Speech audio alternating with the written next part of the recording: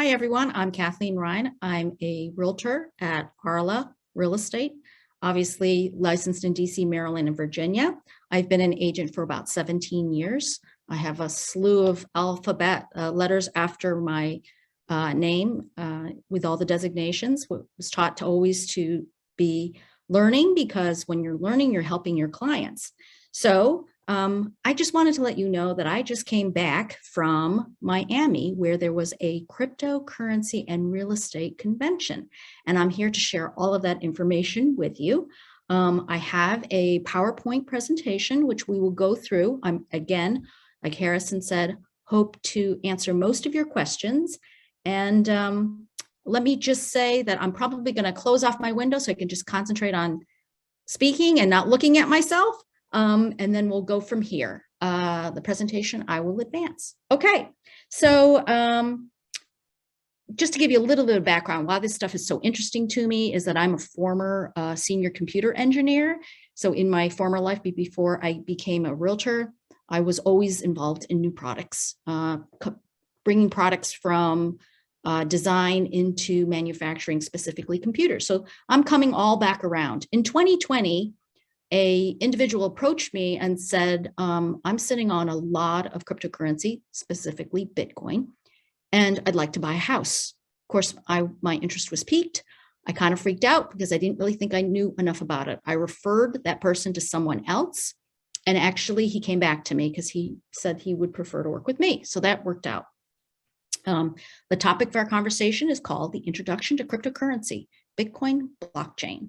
And we'll be talking briefly about NFTs. Okay, so, these are some of the terms that you'll be hearing. You can read through them, but they consist of names of certain cryptocurrencies and tokens, people who are very involved right now in the space, including Michael Saylor, who is part of MicroStrategy. It's in our own backyard in Tyson's Corner. He owns a company called MicroStrategies. As I mentioned, Jack Dorsey, who's been part of Square. Everybody knows about Elon Musk. And then in every industry, there are terminologies. So you'll hear me say HODL, BTC, NFT. As we go along, I'll try to explain some of those terms, but I won't belabor all of that right now. Okay. I've been presenting this information since early 2021. I just kind of challenged myself because I was doing a deep dive. During the pandemic, spent a lot of time on a social media app called Clubhouse, and I met quite a few people who were already deeply involved. They were either developers, they were people who were putting together exchanges or wallets. We'll go over all of that, or they were thought leaders. So I think we need to take a step back and talk about a little bit of history. Most people know the coin called Bitcoin. That's the one that you hear about. It has the most widely adoption and use today. So long before there was actually a Bitcoin, a person by the name of Nick Szabo, he conceptualized it. Of course, between 2006 and 2010, we all experienced rather the Great Recession. By 2008, there was an anonymous person or group of people, probably members of something called the cyberpunks, who named themselves as Satoshi Nakamoto. And the white paper is a seminal piece of information that I suggest anybody who's interested in the cryptocurrency space look up. You can find it on YouTube. You can find it just by Googling. To date and forever, there will only be 21 million Bitcoins. It's not like paper money. Really, cryptocurrency is a digital form of what we use today as an example, in the United States, our dollars, our $20 bills, our coins. By 2009, Bitcoin was launched. The famous story in 2010 was somebody had the equivalent of 10,000 Bitcoins and they bought 2 pizzas. That would be probably worth today, if they didn't do that transfer, about $400 million. Took another year before the value of 1 Bitcoin was equivalent to $1 US. We've always talked that cryptocurrency is very volatile. And so there have been several bubbles. In other words, it would grow and rise in value, and then the bubble would burst. And then 2013, one of the more prominent exchanges came out, Coinbase, which everybody seems to know about. In 2014, another company called Mt. Gox completely imploded. There were some issues with hacking, lost coins, and all of that. And then China began saying they were going to ban banks, ban cryptocurrency. They were banned by the Chinese banks. Okay. In 2015, Ethereum was developed. Now more of these coins and tokens happened in 2016. There have been several bubbles, another one in 2017, 2018, it really dropped. People who were in it started to recognize it. I'll be honest, one of our children got involved in 2017. Now I'm coming into 2020. By that point, I had heard about it more, obviously with this client. And what today Bitcoin is trading at about $40,000 a coin. Was about 10,000 coins. So people were buying the dip, and that just means every time it dropped in digital value, somebody was going to buy a coin. You don't have to buy a whole coin. There's 100 million Satoshis or sats for one Bitcoin. So that's one of the problems. A lot of people say, I can't afford it. Well, of course you can. What happened in 2020? We experienced the pandemic. And so there's been an interjection by the US government of over 2 trillion. Actually, I heard another recent number. It's closer to like $8 trillion since 2020. You started hearing from thought leaders like Elon Musk, MicroStrategy's Michael Saylor, even Square, Jack Dorsey has been saying a lot about Bitcoin. When I talk about these coins, I'm also talking about tokens. And so we are on the way to over 17,500 different coins at this point. Other governments are getting involved. El Salvador has now accepted it as one of their official currencies. And really, this is a space for millionaires, billionaires, and trillionaires, but others are purchasing Bitcoin and other coins. Okay, so what do we need to do? We need to familiarize ourselves with some of this cryptocurrency terms.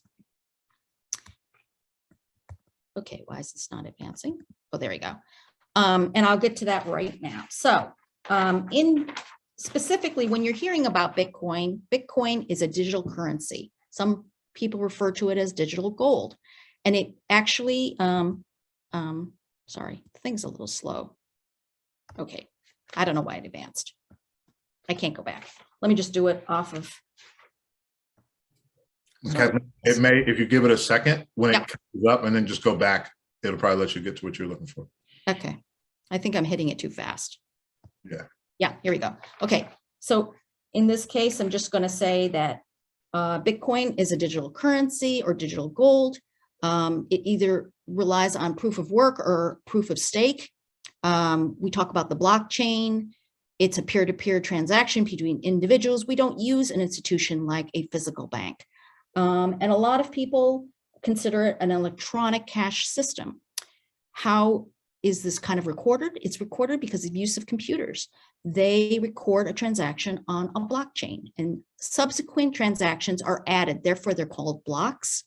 All of these computers, which are literally tied to each other physically and electronically, verify with each other and continue to add blocks onto the blockchain. So often you hear about people mining for Bitcoin or any other of these digital currencies or even tokens. And this is possible because they are motivated by processing the actual transactions. And if you're on the same loop with other computers, then their work is that they get a little piece of a Bitcoin. And the second most popular one is called Ethereum. And it is slightly different than Bitcoin because it's designed to handle smart contracts. They record specific transactions. And I'm trying not to go deep dive into all of the complex details about everything. This presentation is for realtors. I totally understand there's going to be realtors on here who understand it better than me, but I also understand that this may be the very first time a realtor is trying to look at cryptocurrency from a real estate point of view. So I will try to not get into any technical specifics. Okay, how do you convert cryptocurrency? Well, often we talk about taking your regular dollars, whether it's $10 or $1, or take $100 out of your bank account, checking or saving, and you convert it into cryptocurrency like a Bitcoin or Ethereum, Dogecoin, XRP, all this other stuff by using something called an exchange. And that is the example of Coinbase or some of these wallets.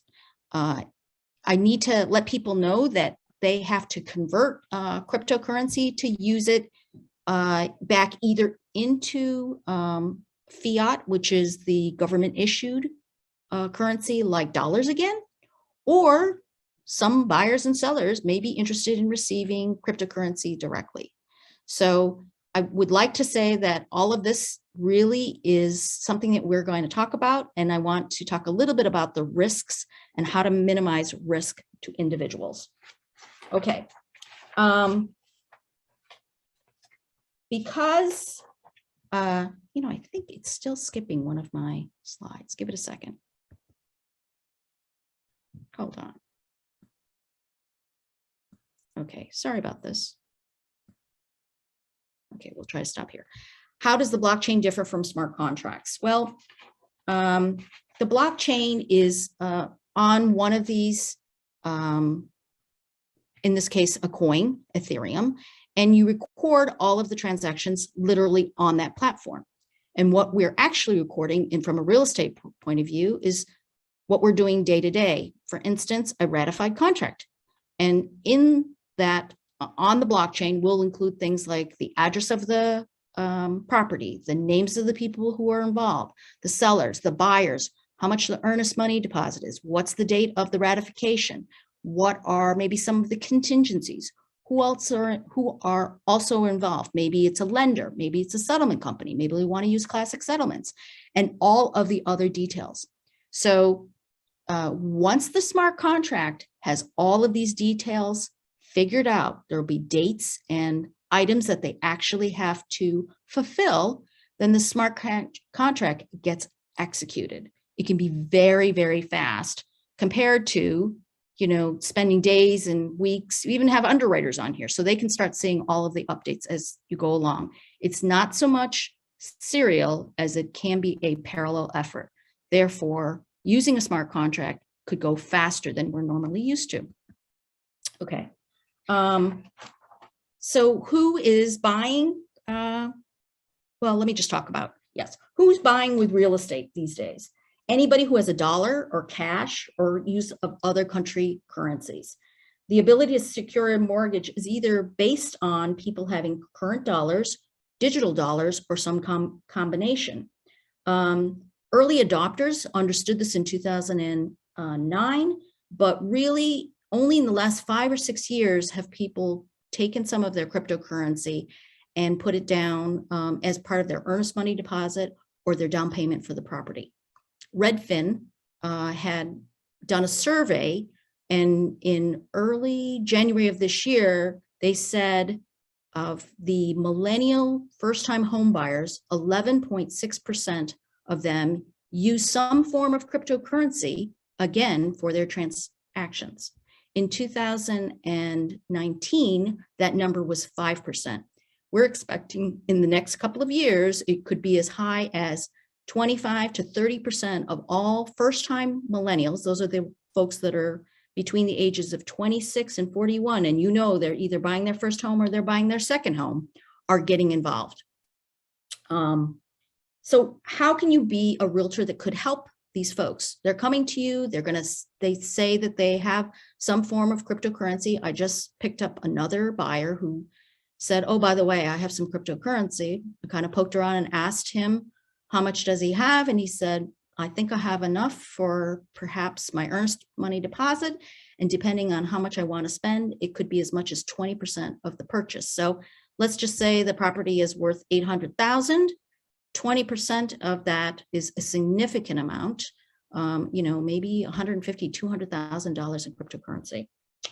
So they're going to need a professional, a real estate or realtor who knows lenders who are versed in cryptocurrency. They're going to need settlement attorneys or real estate attorneys in other jurisdictions like New York State who have completed a real estate transaction with cryptocurrency, or at least understand where they need to be. I'm going to tell you, in California, there are agents out there who have done 4 to 6 transactions themselves. The hotspots in the United States include California, Washington State, New York, Florida. And just to throw something out there, there are a couple of brokerages in Toronto that they offer to their real estate realtors who work at their brokerage the ability to be paid in Canadian dollars or Bitcoin as part of their commission. So again, I think this thing is skipping around. Okay, let me just keep going here. Most importantly, we need lenders who understand about cryptocurrency. Because of the volatility, there's the ability for people to say, look, I've got so much of value in cryptocurrency. I'd like to put that down again, maybe as my down payment. By the time they transfer it, it could be worth more or it could be worth less. So it really is up to the real estate agent to figure out what they're going to put together for the contract and how to spell that out. We want to avoid the possibility that you transfer the digital currency, whether back into traditional dollars called fiat, like dollars that we use in the United States, or know that sometimes people have trouble getting it either off an exchange or off a wallet. And when I mean wallet, I do mean the ability to take it off an exchange and hold it closely to you using passcodes. Sometimes there's a 24-word password that only you should know. You shouldn't tell your significant other. You should not tell your children. You should hold that dear to you, put it maybe in a very safe place. And if you say, I have all of this coin, you have to be able to prove that you have all of this coin. And then even if you ratify a contract, you have to be able to get it off one of these exchanges. So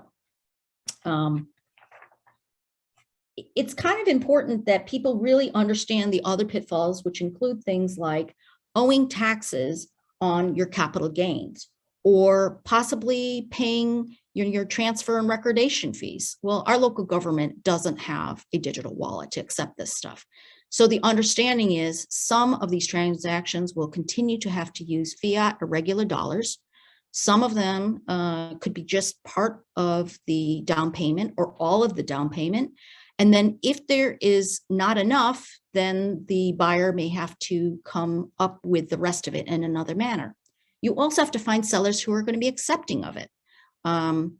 There have been several transactions have already happened. One in the Ukraine I have here in June of 2021, where somebody used Ethereum to buy a house. It actually was in Kiev, folks. And then subsequently, this past October, there was a property sold using cryptocurrency in Miami.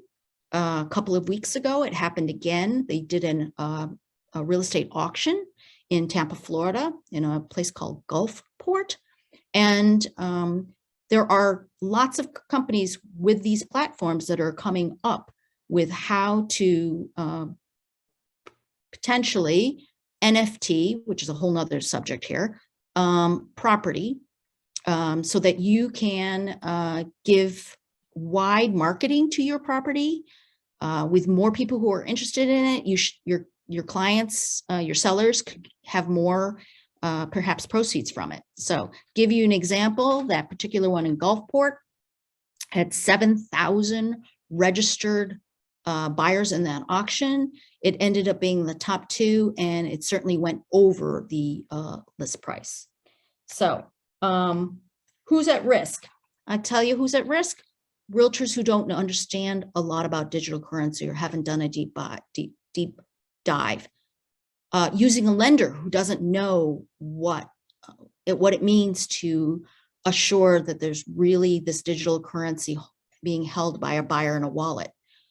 Potentially settlement companies who need to do something in a very timely fashion, but they have to get involved with possibly putting all of this stuff on a blockchain. You can hybrid some of this stuff, but increasingly more and more of us who are involved are trying to go in the direction of putting everything on a smart contract, everything on a blockchain. So here's where we are with people who are quite involved in cryptocurrency. We've got to find other people who have completely done this.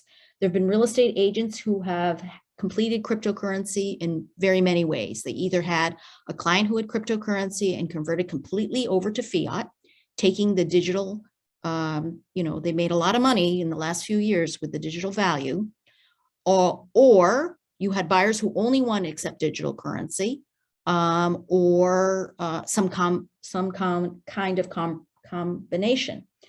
You can learn about more of this stuff through the news of successful transactions. They've already appeared in the news. I think a great source of information for most of us is to actually Google this. In our area, I haven't found really it happening. But like I said, it's happened on the West Coast a lot, in Silicon Valley several times. And I suggest that we review a lot of this on Inman News. There's always been, they've been very good about updating things that have happened. And so today's news in Inman was that Corcoran's doing the deep dive, and they're having their properties accept, for now, cryptocurrency, just the Bitcoin. But, eventually they're going to adopt other coins and other tokens. Where else can you learn about more of this stuff? My suggestion is you read some of these other things that I've already mentioned, the Bitcoin white paper. There's some books about Bitcoin. I particularly like the one called Bitcoin Standard. I'm going to suggest that people try to buy a little bit of cryptocurrency, and I'm happy to talk to anybody afterwards. You can always reach me. I'll give you my contact information. Learn about the different kind of wallets. The wallets are hot, warm, and cold. This is just to take the cryptocurrency off of these exchanges.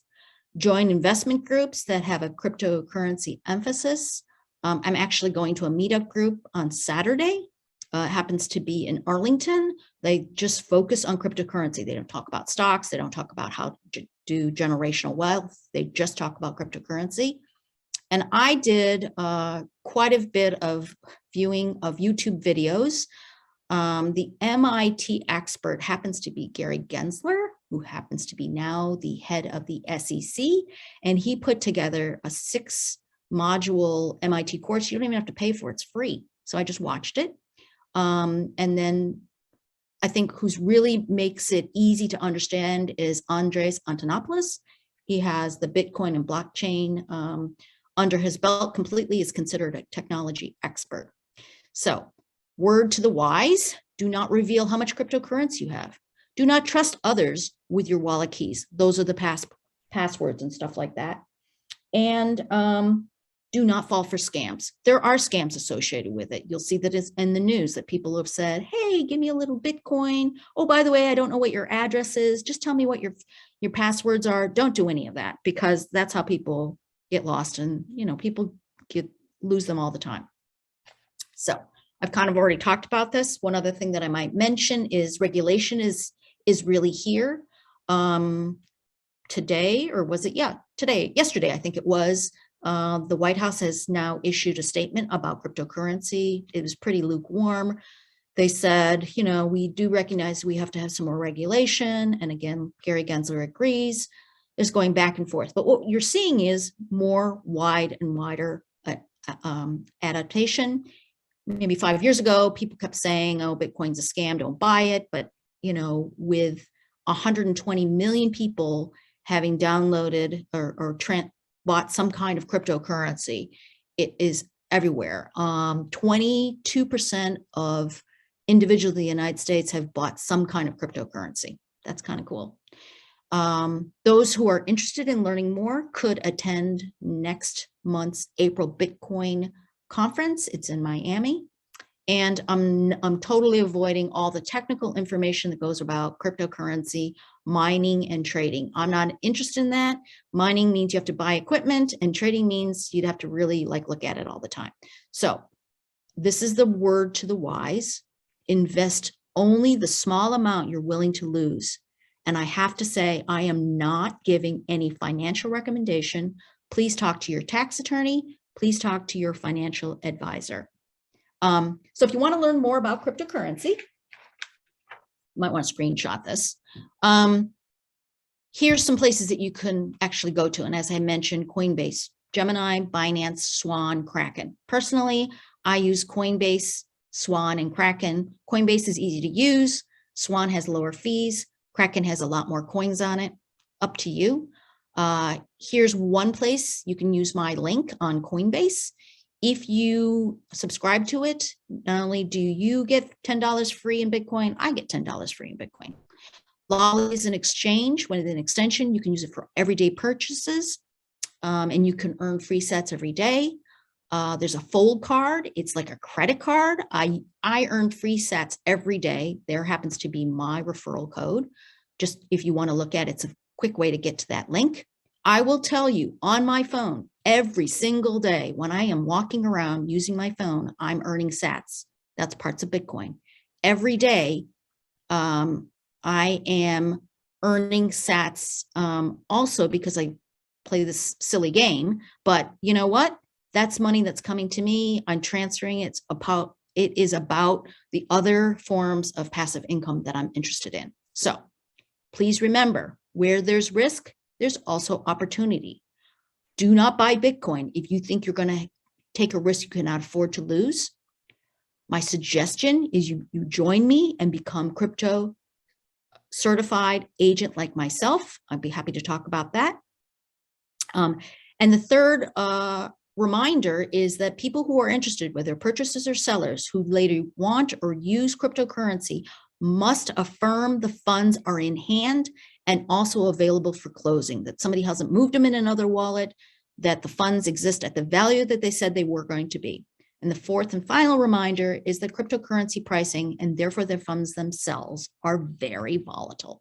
So I just had to put that slide up there again, because it's really important to understand whatever you're putting into cryptocurrency, whatever you're putting into the stock market, whatever you're doing with any of your investments, even including real estate, please seek information, counsel from your financial advisor or from your tax person. And now that people do have cryptocurrency from a tax perspective, there are short-term and long-term capital gains like there are for stock, and you should talk to a professional about those taxes.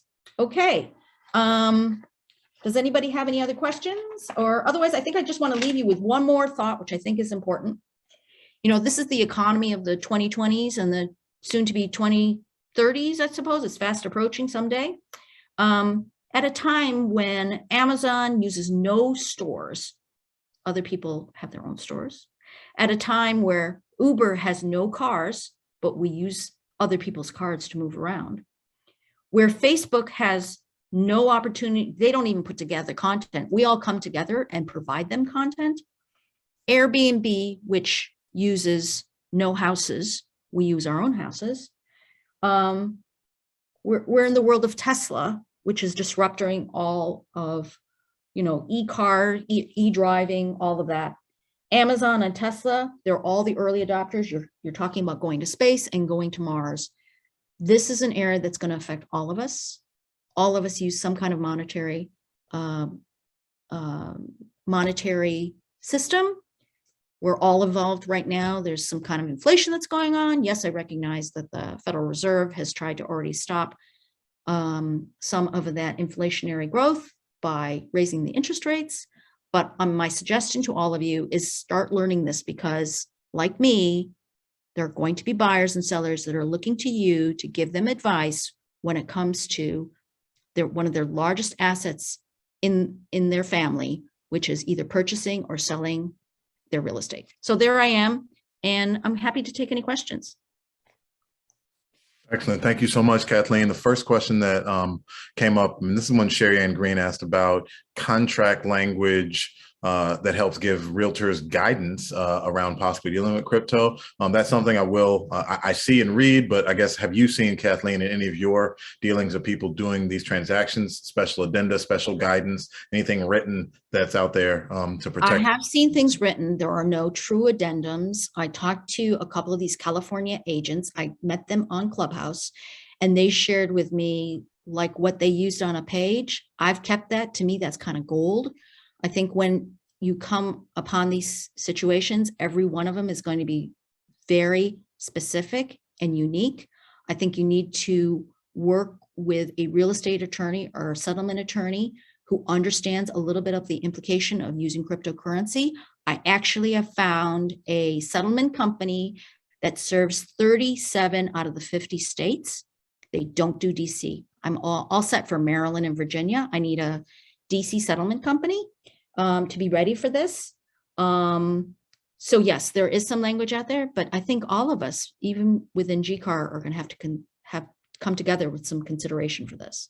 Yeah, it's such a rapidly evolving piece as well. So I'm glad we're having this conversation here. And yes, Sherry Ann, there's more work to do in terms of what we'll have locally. No specific answer on that on our radar, and we're going to see what we got. Someone asked, could you share the details again of the meetup group and either a link or where they could participate in that meetup group? Okay, I'm going to the meetup group for the very first time this Saturday in Arlington at 6:30. I have not been told where the location is. So as soon as I might, if you want to reach out to me, and I could tell you and probably invite you, because I think it's a group of people who have just to get together on a mutually agreeable time and location. And then we talk about cryptocurrency. Often you have folks who have great wealth, and less than even 2% of people even have a whole Bitcoin. We're very, very early, and there's just people who are coming on now, and then there are people who've been on since 2014. Yeah. So yeah, and do you have a slide, Kathleen, that has your contact information, or can you throw that in the chat for people that are here? Because that way, if folks have some of these specific questions, there it is. reach out to you. Okay. Yeah. There okay. it is. So there's all info for that. Please reach out to me. That's a great number for me, 240-418-3127. My email address is Kathleen with a K, KATHLEEN .Ryan, RYAN.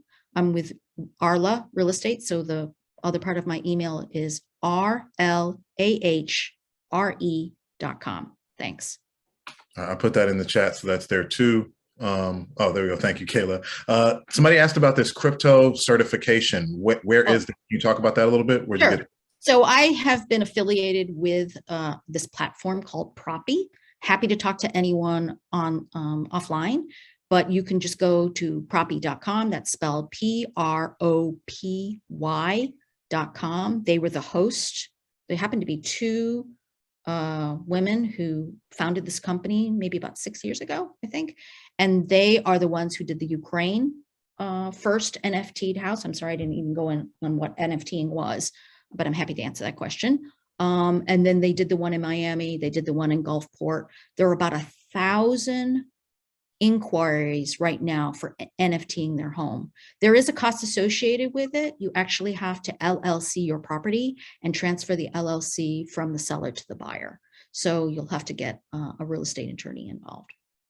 And then for the conference that you mentioned, Kathleen, I looked up a website as b.tc/conference, the one that's put on by Cash App.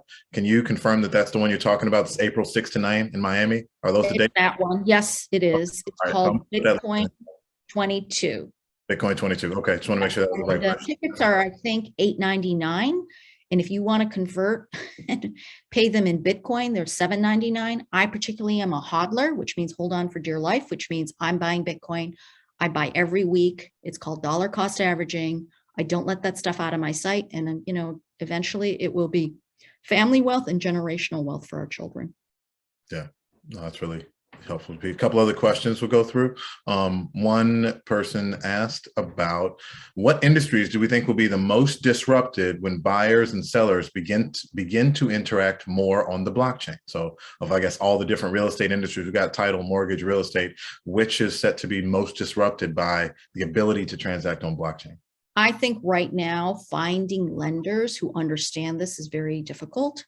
I've asked our local lenders who are just learning about it, but most people need loans. And so the settlement companies are coming around. They seem to have been at the conference that I was at last week. By the way, they expected about 150 people to attend by the time I joined. They thought they would max out maybe at 200, 250. The room was packed. They had 450 people there. And it had to be moved to the Miami Convention Center. Yeah, that's a real thing. It's moving fast. Like that just shows the speed of Yes. it. Shannon asked about the number of coins being limited. Is that the same with every different token or coin, rather, that there's only like there's 21 million Bitcoin? Can you talk about, I guess, scarcity and supply of the different coins? So there are a few coins that have set their limit right from the beginning, Bitcoin being one of them. There are other coins that are changing, like Ethereum to Ethereum 2.0. There are coins being minted and tokens being minted every single day. In fact, next week, there's going to be a huge announcement affecting real estate professionals. I'm not allowed to talk about it, but I heard it at the conference. I figured the person who mentioned it should be the first one to tell the world, even though they told us as realtors who were there. They did a poll when we were there. 50% of the attendees were realtors. The rest were settlement attorneys, thought leaders, lenders. I was thrilled because I got to meet the guy from Superworld, Harish. You know, there's a whole thing about the NFTing, and I'm sorry I didn't talk about that as much. But I think that's something that, you know, we do have to have understanding. That's how they did the Ukraine house and the 2 homes in Florida. They actually non-fungible tokened those homes and transferred the digital ownership from the seller to the buyer. So it's all out there. And then Proppy, I was about to put the link up for getting Proppy certified. On what authority do they certify people, right? Like that's one question here with this. Developed a course, and the course got certified somehow. You have to pay for it. I think it's like $499. Yeah. Conference people who attended last week was 20% off. I'm sure if you called them, you could probably get the 20% off. I mean, directly ask them. And every once in a while, they have a big like sale for them. But you'll have to go through 7 modules. You have to take an exam at the end. I think you have to pass at 80%. You get 2 tries at it.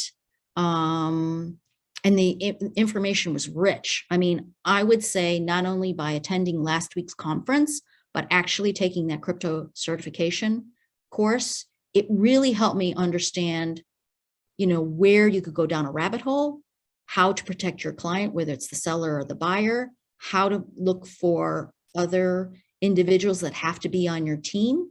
You know, everything from the home inspection is going to be on the smart contract. Everything's going to be recorded on the blockchain. So you have to know the players, you have to know where the risks are.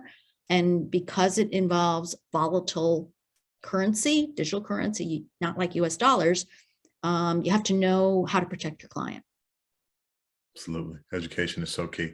And I guess, and back to my question, I guess, Kathleen, is Proppy just the only one in the space doing it? Like, what is there, like, why would I go to them and pay for this? Yeah, I mean, you said 7 modules, but do they have authority? Like, that's my question. They do have the authority. The folks that are having this crypto certification, just like if you got your MRP or it's not NAR sort of, you know, it's not at that level, but they're working on it. It just gives you the confidence, it gives you the information, and it conveys to your sellers and your buyers that you have this information that you can help them. I think to try to understand the space without having this background would be very, very difficult. I'm hoping to find other colleagues in the Washington, D.C. area who've done this, but I keep poking around. I keep asking my lenders. I keep asking my folks that are in settlement, you know, who's coming along with us, and people are just starting to catch on. It's really actually more prevalent in Europe. People in Central America, you know, El Salvador, Panama, Colombia, they're all starting to have cryptocurrency. In fact, in El Salvador, the government said everybody gets 30 El Salvadorian dollars. I'm not sure what they're called. And they're exchanging with each other all the time. Yeah. And again, we'll repeat one more time. The Proppy course is not a realtor certification because the name of it is Crypto Certified Real Estate Agent. So it's not yet realtor NAR certified, and is more of a basic education around the terms, how it works, and giving you the tools to at least be able to communicate with potential consumers who are interested in it. Yes. And I've been trying to talk with other individuals who've successfully already done it. So we met a couple people in Florida, and I'm in touch with a couple of people who have done it in California. And on Clubhouse, I've talked to the folks that are at that Toronto brokerage who get paid in Bitcoin, which to me is amazing. You know, if you were paid in 2009 for whatever the equivalent is now, you could potentially retire on your digital currency value. Yeah. All right, we've got about 12 minutes left on clock. So Okay.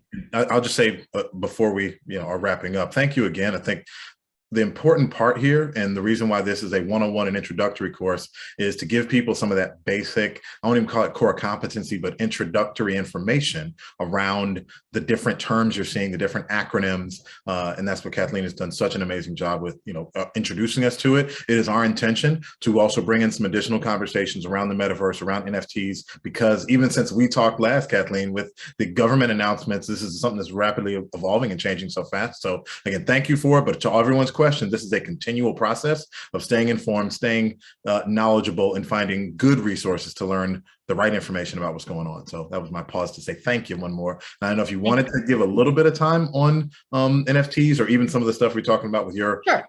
So let me just go over this because I forgot to share what the difference between a coin and a token is, because you're going to hear those terms interchangeable. And I think it's important to make the distinction. So when you talk about a crypto coin, it's a digital version of putting something on the blockchain, almost acting like digital money, like we say, the Bitcoin. But when you're talking about a token, it's something different. It's more like an asset or transfer, like capturing a deed.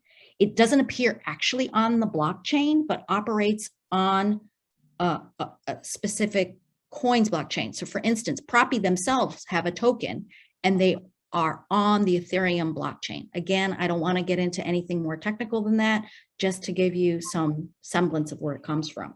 Okay, non-fungible tokens, which is the part that I skipped, I apologize, stands for, people use it interchangeably as NFT. And you've already heard about many of these things. There was at one point in 2020, I think it was in 2020, where an artist called Beeple put together his amalgamation of digital art and sold it to a late 20s, early 30s person who has so much Bitcoin specifically. He paid to be the first to purchase it at $69 million. How likely is it that we know anybody who has $69 million? That's just part of his digital wealth, right? And again, all of these things can be done on one of these platforms. Most people look to Bitcoin to be like the digital coin, and most people look to Ethereum as the platform. So as an example, all of this stuff can be recorded, exchanged on Ethereum. People are looking for first-time ownership. Even, I don't even want to get into this, but I will mention it. If you NFT your house, you can even set it up where you who first originally NFT the house, when the house is sold to the buyer and the buyer sells it again as the second time it's sold, you can even write something into the contract where you as the real estate agent could get a little piece of that pie as another transaction. That to me is really, really cool. So try to remember this like NFTing. You can't have the original Mona Lisa because the Mona Lisa exists as a painting. Somebody else could come up with it as an NFT. It could be the first NFT of the Mona Lisa. The original is sitting in the Louvre in Paris, but anybody can take a picture of it and say they have the NFT. So it's really, really key for people who say they understand NFTs, but they really need to understand the originality of an NFT and how they can transfer any ownership. Often these NFTs start a certain price. The next time they want to sell it, they're going to sell it at a higher price. That's why everybody in 2019 and 2020 just ran to start these NFTs. Okay. And just one other analogy I heard, tell me if this was correct in thinking about NFTs, it's about owning the masters or license to music so that if it is ever duplicated anywhere else, then you have a non-fungible transfer? Token, here we go. Non-fungible token, which is your proof of ownership. So if people are using it elsewhere, that's something that's tracked better than a copyright or better than like the other legal structures we have that are connected to paper. Is on the internet and out there forever that you can always prove ownership of this thing. You use the original paperwork, just the signed contract, but this is digital. It is going to be recorded on the blockchain. It's going to have your name on it. Hopefully you can buy a $69 million Beeple art. Harrison, would that be cool? One day. If you could do that, or I could do that, we wouldn't be in real estate, I know. But it's clear to me, this is here to stay. It's never going to go away. It's so deep. I think it's up to 40 million people worldwide are into it, and exponentially is growing with adaptation and adoption. So please consider this when you talk to your buyers and sellers. Often people will not tell you they own any digital currency. They just keep it quiet. And through conversations, you later find out they do. So people are walking around with this. Kids are walking around with it. First-time home buyers, millennials, everybody got it. Yeah, say Gen Z behind us. Right. Us, millennials are really doing a lot. All right, Kathleen, as one wrap-up question. People are leaving this today. What is the one thing that they should do to either engage in the purchase and transaction of Bitcoins on their own, or in educating themselves? What's the one thing people need to leave here to do to get started? Like say, I heard this and I want to get started. What should they do next? Okay. I think they should go to a trusted person. Often it's your kids. If you have any children who are of age and they've already done it themselves. You know, we spend $5 on some latte at Starbucks. Go buy a small amount of Satoshis, which are small parts of a Bitcoin. I'm happy to show you how to do it. You just call me. There's my contact information. And once you own it, you play with it a little bit. And once you play with it a little bit, you become interested in learning more. When you become interested in learning more, you're able to talk to other people about it. And you have your own little community. So you will find other realtors who are doing this. You will find other crypto certified agents to talk to. My best bud lives in New York City right now. And then I have now a new best bud in Miami. I'm trying to talk to that person who did the NFTing of the one in Miami. She's next on my list to call. So I think playing with it, when I mean play, I don't mean like it's not real. I'm just saying trying it. It's a really great thing, and I'm happy to do so with anybody who wants to reach out. Thank you. And I'll give the disclaimer that any investment of your own personal capital involves the risk of loss. We are not, as GCAAR, certifying that you go out and buy and do, but to educate yourself on this, know your risk tolerance, know your own finances, and get in the game in some way so you can better educate and communicate with a lot of other consumers who are actively in the game. Was that a safe? That's very good. I appreciate you saying that out loud, Harrison. You can't say that enough. And it really is just like, I'm not qualified to talk about trading on stocks and stuff like that. But I do believe in this for personal reasons. This is part of our family wealth, and this is potentially part of our generational wealth. Love it. So awesome. So you see Kathleen's contact information up here. We put her email in the chat. Again, this is one of our local GCAAR members who's out leading, this space of educating realtors. There is that interesting conference in Miami coming up, the Property Resources, and just know that at GCAAR, we're working to bring back some additional education this year around the other topics that you need to know as a realtor in the future of digital transactions and of blockchain and digital currency. So Kathleen, thank you again so much. We're so grateful for you and your time. Joe and Classic Settlements, thank you so much for your support and everything we're doing. And please, folks, make sure you're leaning into our D&I Champion program, the At Home with Diversity program that's coming up. And we'd love to see you May 1st to 6th at Legislative Conference. The website is legislative.realtor, which I'll throw up. And Kathleen, Joe, any final thoughts before we say goodbye to everybody? Great content. Thanks so much, Kathleen. Thanks, Harrison. You're very welcome. And Joe, thank you from Classic Settlements for hosting us. I really appreciate it. And Harrison, thank you for inviting me. I think this is really key. The more we learn, and we can learn together, the more we can serve our clients here in the Metro Washington, D.C. area. So thank you. Outstanding. All right, everybody, have a great day.